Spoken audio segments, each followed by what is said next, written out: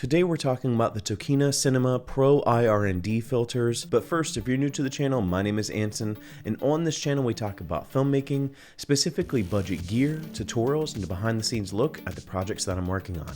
So if that's something you're into, consider subscribing. If you're a Blackmagic user or potentially a user of another camera that don't have IR cut filters on the camera themselves, you know that IR light pollution is something that potentially plagues these cameras when you're using ND filters.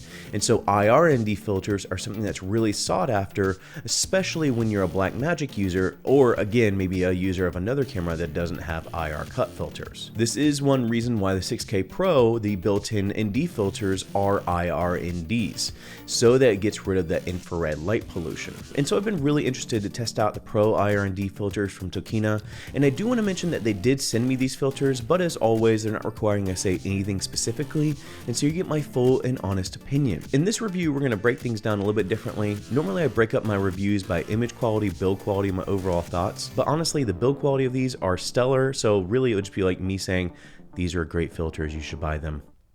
So we're going to skip build quality and just talk about image quality and my overall thoughts. And so with that said, let's start off with image quality. Now, if you're not familiar with ND filters and why you would buy ND filters, for video use, ND filters are a must. If you want shallow depth of field or any type of wide open aperture and you want natural motion blur, you're going to have a blown out shot in any scenario that there's more light than just like a dark room.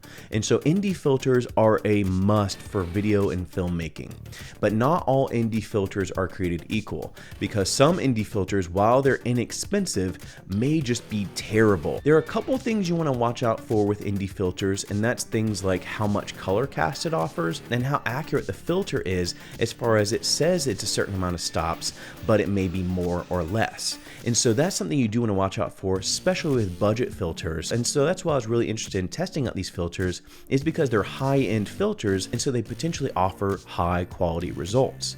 And I will say, as far as image quality, they do not disappoint. These filters do not degrade any of the sharpness of the lens that you may be using, and the color cast is pretty minimal. I did notice there was some slight green color cast. I took one random shot that I did no filter, the Tokina filter, and the 6K Pro filter, and you can kind of see the 6K Pro and the Tokina filter both had a little bit more of a green color cast compared to the no filter option.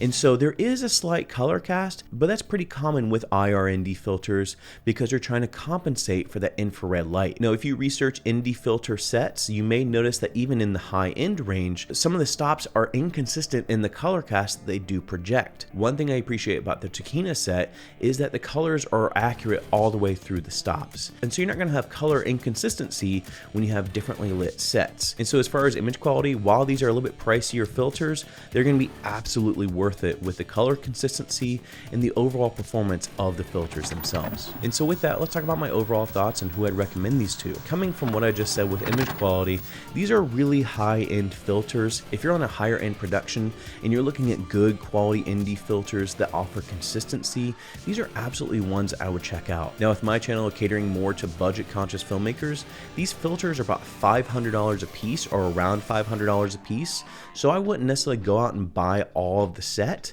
If you want to invest in a good quality ND, I may look at what stop you're using the most and buy that. That's what I do for my ND filters. I usually buy a single stop and just use that and kind of adjust some other settings to compensate for exposure, which I realize is not the right way of doing it, but it works for me. And so if you're on a budget and you want to buy one of these filters, that may be something I do.